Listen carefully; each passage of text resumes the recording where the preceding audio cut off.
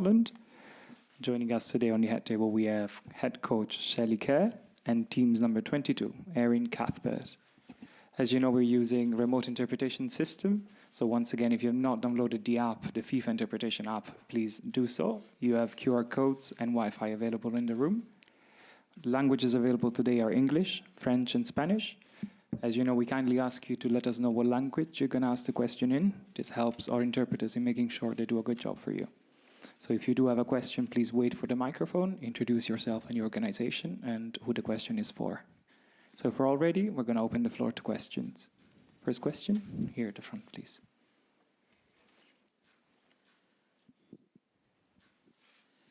It's Chris McLaughlin from the BBC, and I'll be in English.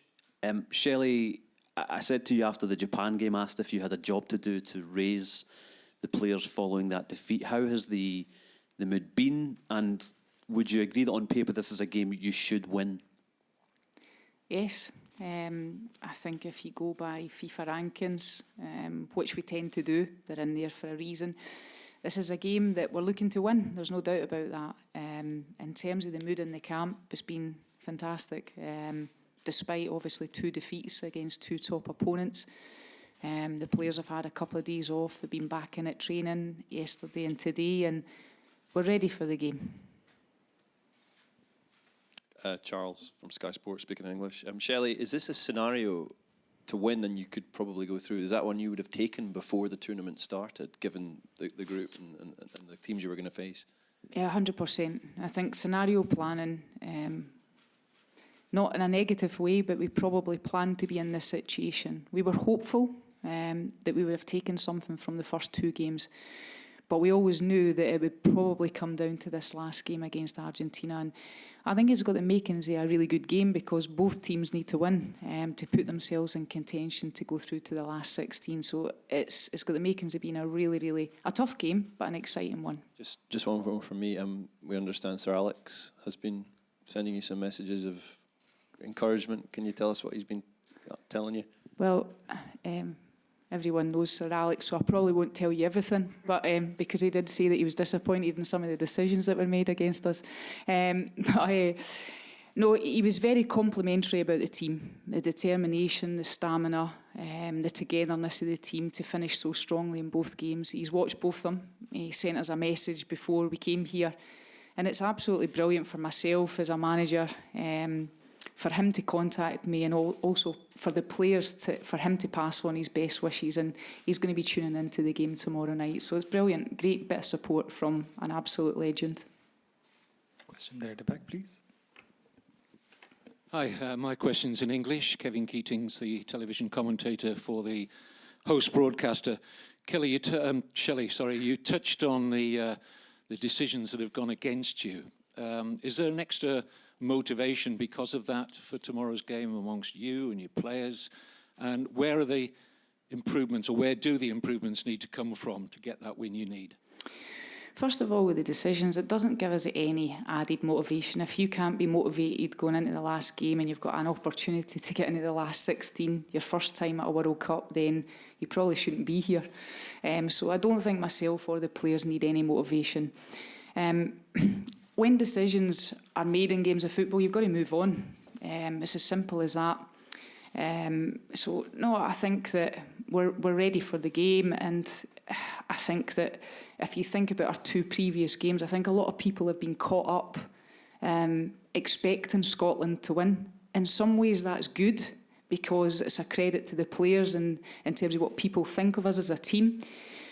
But in reality, we have played 2 formidable teams. So we have to be more attacking in this game against Argentina. And I think they will have to at some point as well. So it's something that we've been good at across the campaign to get us here. And I've no doubt that if our players are prepared well enough and they bring their A game, then I'm sure it'll be a positive result for us. Sorry, before we move on to the next question, I have to ask our colleague photographers to please leave the room. That's 5 minutes for photographers. Thank you very much. Question here at the front.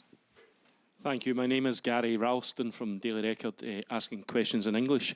Erin, this stadium is synonymous with Scotland fans for the goal that James McFadden scored here in 2007 for the men's team to defeat France 1-0.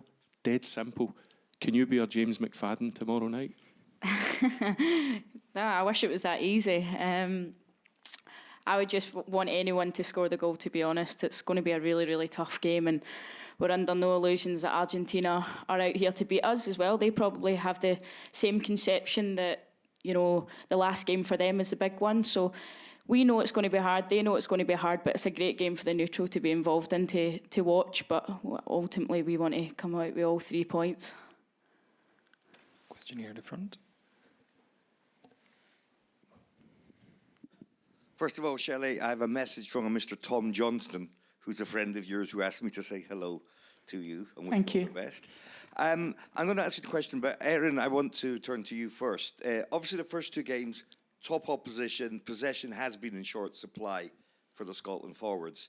With Argentina needing to win, it looks like a much more open game. Is there a part of you, despite the tactics you've been given and the discipline that you've shown, that just really wants to get into them and show, you know, exactly what you can do as a player when you're given that much possession?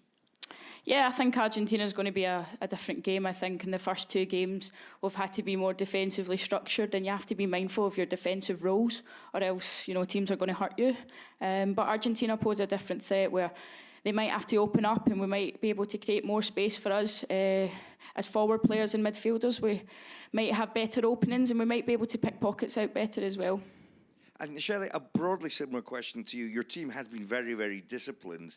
And were you tempted to choose between, again, and they've reacted well, having a disciplined plan, or saying to them, you know how good you are, go out and play and show what you can do?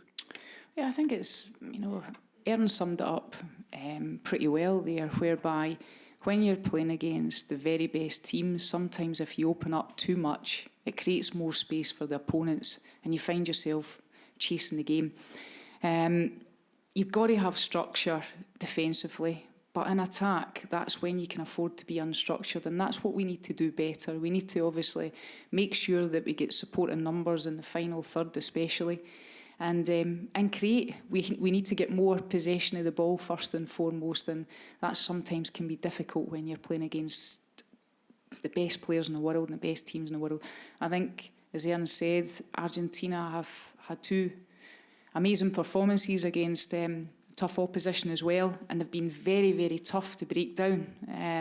And we know that might be similar for us tomorrow night, and it's up to us to unlock the door. The final thing I would say in that is that, in all my experience, you can be tactically astute and set up in the best possible way. But the highest level, under pressure, the best teams and the best players are the ones that can make decisions under pressure, and that's what we're hoping to do tomorrow night. You on the third row, please. A question to both of you. We saw the game last night. There was more VAR controversy. Given what's happened, you talk about the decisions. Do you both still have faith in VAR? Erin, I'll let you answer. Thanks for that, Shelley. Yeah, we do. You know, we have to respect that it's a new thing, and, you know, VAR will take time to bed in, and we have to deal with that as well. But understand that it was a harsh decision last night, but also ultimately we've had a few harsh decisions as well. So I think we have trust in VAR, and you have to trust that they make the right decisions on in the camera room as well. Yeah, I think it's like anything. When it's new, there's going to be some teething problems. Obviously, this is in the world stage, so perhaps that's the only thing that I would say. It's maybe this forum is such a tough one. You look at Nigeria last night; they were so unfortunate. And as Erin said, we've had our fair share already in this tournament. But I think eventually it will be good for the game. But sometimes when you're in that moment, you don't quite see it like that. Erin, both games you've played so far, you've gone in as underdogs. You're obviously going into this game as favourites. What difference can that make psychologically, do you think? Probably quite a lot. I think going in as the underdogs, we've had to maybe sit in and be more defensively structured, and we've kind of worried about their threats as well. But at the same time, we know we can hurt them. But I think Argentina, we know that if we bring our A game, then they're not going to be able to live with us. But it's all about us players performing on the night as well. And I think you can have all the tactics that you want, but ultimately it's going to come down to little small margins and pieces of individual brilliance, I think, to break them down. At the back, please. Question in English, please. Firstly, Erin, how's that knock? How's your ankle? You suffered quite a hard knock in that possible penalty decision. How is it doing now? She's injured. She's not playing tomorrow night. What Shelley said. But are you feeling? Do you feel good? Do you feel? Yeah. I've been training, Yeah. so I feel fine. Okay. And secondly, I just wanted to ask Shelley, which players, I guess, on the Argentina team they're looking out for the most. I mean, Bonini has a real influence on the team, but then you see a performance like Correa's in the goal, and you just think. Yeah, both the players you've mentioned have been fantastic, and obviously the goalkeeper. I think everyone's been talking about the two performances. She's had fantastic saves, and rightly said about Bonini, the captain. She's got such a great footballing brain. She's technically very good on the ball, and the players have been well briefed on that. I think every single team internationally always have players that can hurt you if you're not switched on. And although we're talking about our attacking threat, we need to be mindful defensively as well, because so far in the tournament, that's something that we can improve on. And if we are to get a positive performance and result, then we need to be switched on defensively and be aware of, Argentina, their best players. Here at the front. Bill Leckie from the Scottish Sun, speaking in English. Erin, I believe you were out watching as a fan the other night, a night off. How much did being part of a crowd at the World Cup make you even more determined to stay on and keep this whole adventure going? It was amazing. Went to the USA v Chile match here, so it was a good stadium familiarisation, you could say. Yeah, I really enjoyed it, and my family. I phoned my family later that night and told them that I was there and how amazing it was, and they said, "Yeah, well, think of how I feel." They're watching it in the stands, and they were me, watching their little girl out there. So yeah, it's amazing, and I want to stay on, and I want them to stay out for as long as possible as well. Next question, please. The lady at the back.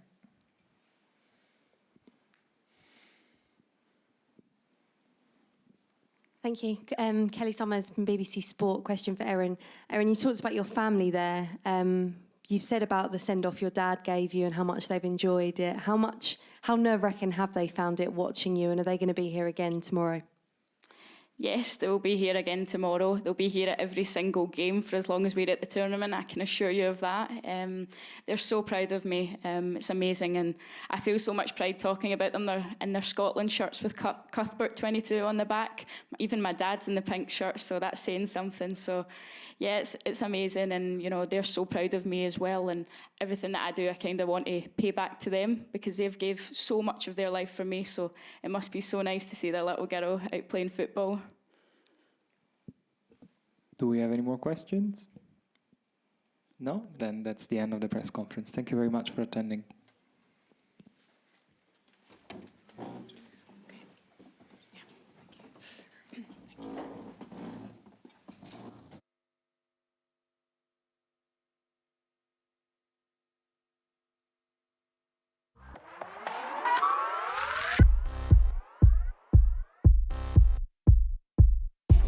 Thank you.